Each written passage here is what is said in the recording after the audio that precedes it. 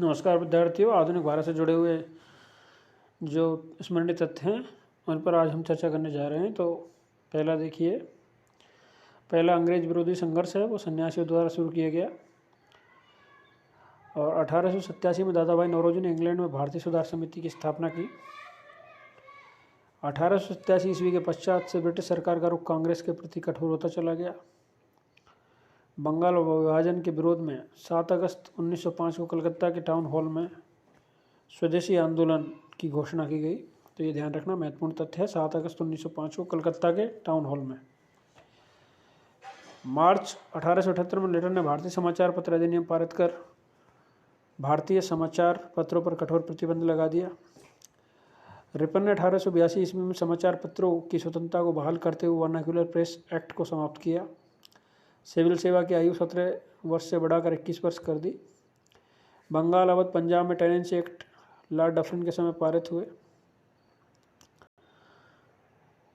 Lord Lansdowne के समय दूसरा कारखाना अधिनियम लाया गया। 1885 से 1905 तक संगठित राष्ट्रीय आंदोलन का आरंभिक काल उदारवादी युग के नाम से जाना जाता है।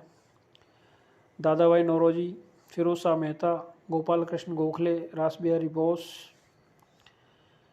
M.G. रानाडे, सुरेंद्र नाथ आदि प्रमुख उदारवादी नेता थे। नौरोजी, R.C. दत्त व वाचा ने धन निष्कासन के सिद्धांत का प्रतिपादन किया था। उदारवादी समृद्ध मध्यम वर्गीय बुद्धिजीवियों का वर्ग था। उदारवादियों की मांग के परिणाम स्वरूप 1892 का अधिनियम पारित हुआ। इसी प्रकार से नरमपंथी नेता कानून की सीमा में क्रमिक संवैधानिक विकास में विश्वास करते थे।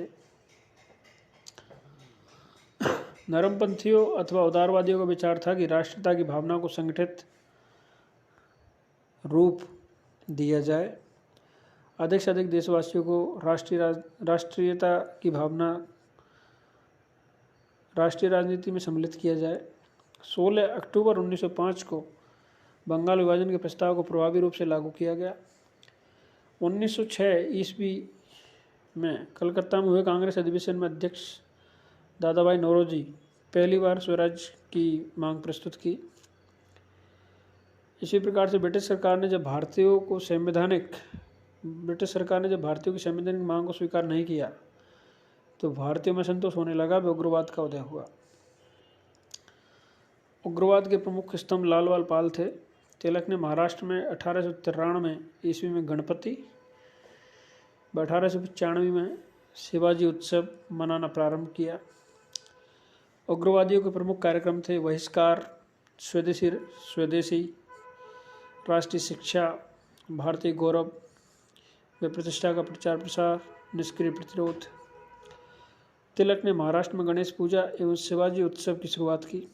तो ये हम पूर्व में पढ़ चुके हैं। 1893 में गणपति उत्सव और 1895 में शिवाजी उत्सव तिलक के द्वारा मनाए गए।